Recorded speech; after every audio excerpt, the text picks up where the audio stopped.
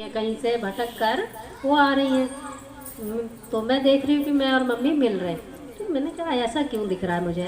अब बज गए 25 दिसंबर को बेटे का बर्थडे था, तो इसलिए वो आई थी। तो मैं बोल रही कि दिखाई तो मुझे ऐसा दे रहा था कि मम्मी और मैं मिल रहे हैं, लेकिन ऐसा तो 5 बज गया, शाम को 5 बज गए 25 तारीख को, लेकिन अभी तक तो कोई आया नहीं।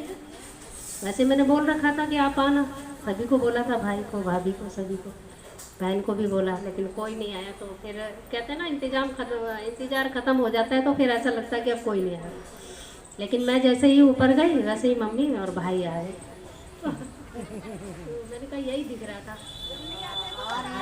नहीं, हो तो ऐसा रहा था कि मुझे पता है कि मतलब मम्मी आएंगे, लेकिन वो पक्का नहीं पता था ना कि अब 5 बज गए। तो अब क्योंकि ठंड का टाइम है, शाम हो गए, मौसम इतना ख़राब हो रहा था, लेकिन फिर भी देखिए गुरु की दया हुई और वो आई हुई थी।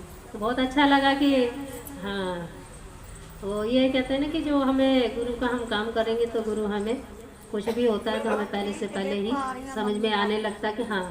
लेकिन देखिए गुरु का संकेत तो सच ही जाता है, कभी झूठा नहीं जाता। जो काम वो हमें अनुभव दिखाते हैं वो कहीं ना कहीं किसी न किसी रूप में हमें मिलता है, चाहे आस पड़ोस हो, चाहे कोई भाई बंद हो, या कहीं पर भी हमें सुनने को वो बात ज़रूर मिलती है।